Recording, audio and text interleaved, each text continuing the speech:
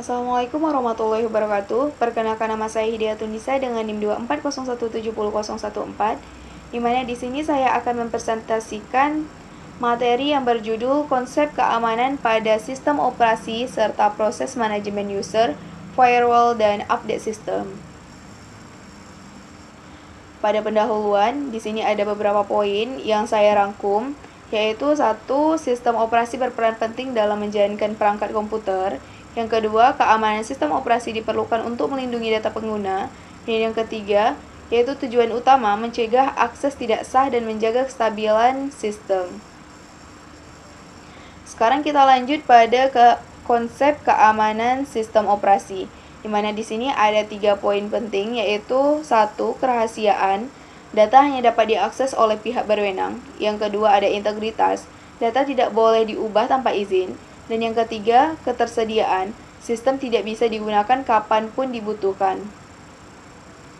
Keamanan sistem operasi itu intinya tentang gimana sistem melindungi komputer dan data penggunanya dari ancaman seperti virus, malware, atau akses tanpa izin. Sistem operasi punya peran penting buat ngatur siapa yang boleh masuk, file mana yang bisa dibuka, dan apa aja yang boleh dilakukan di dalam sistem. Jadi dia itu kayak penjaga utama komputer biar tetap aman.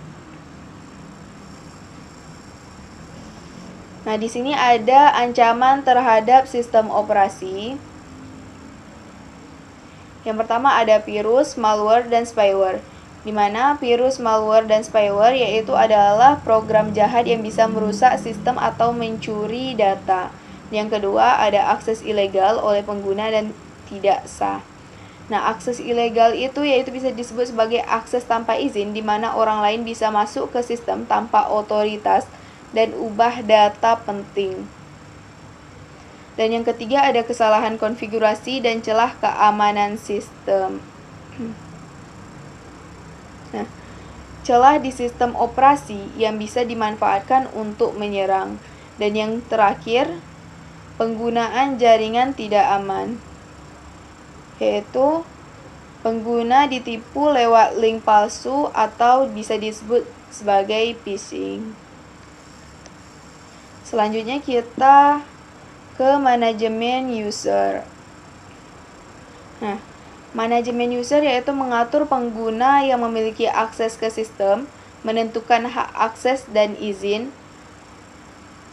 Di mana manajemen user itu proses ngatur siapa aja yang bisa pakai sistem operasi dan apa aja yang boleh mereka lakukan di dalamnya. Tujuannya biar sistem tetap aman dan tertib, nggak semua orang bisa akses atau ubah data penting seenaknya.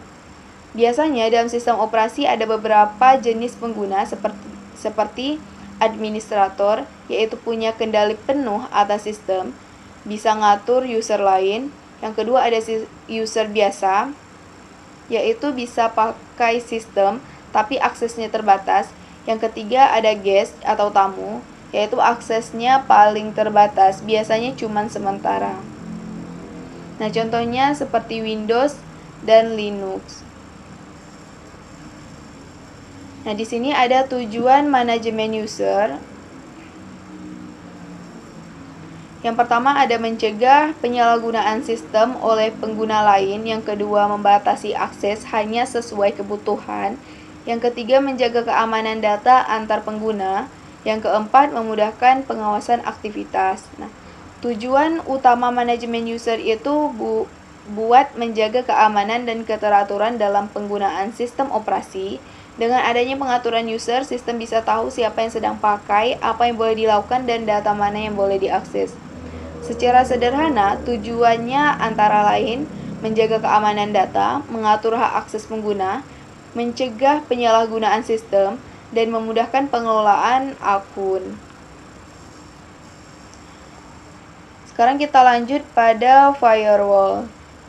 Firewall yaitu sistem keamanan yang memfilter lalu lintas jaringan, menolak koneksi mencurigakan, dan melindungi komputer dari serangan luar.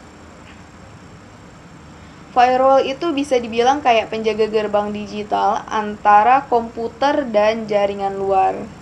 Tugas utamanya nyaring semua data yang masuk dan keluar, mana yang aman boleh lewat, mana yang mencurigakan langsung diblokir. Jenisnya itu seperti hardware firewall dan software firewall. Contoh pada Windows Defender Firewall dan Iptables pada Linux. Nah, di sini ada update system, yaitu proses memperbarui sistem operasi agar tetap aman dan stabil, yang berfungsi menutup celah keamanan, memperbaiki bug, dan menambah fitur baru. Nah, update system itu proses memperbarui sistem operasi biar tetap aman dan berfungsi dengan baik. Biasanya update berisi perbaikan bug, peningkatan keamanan, dan fitur baru yang bikin sistem lebih stabil. Contohnya itu seperti Windows Update dan sudo app upgrade. Dan yang terakhir ada kesimpulan, yaitu manajemen user, mengatur siapa yang boleh masuk, firewall yaitu melindungi dari ancaman luar, dan yang ketiga ada update system yaitu memperkuat keamanan dari dalam, di mana ketiganya saling mendukung untuk menjaga sistem operasi. Demikian presentasi saya. Terima kasih sudah meluangkan waktu untuk menonton video ini. Semoga kita diberikan wawasan baru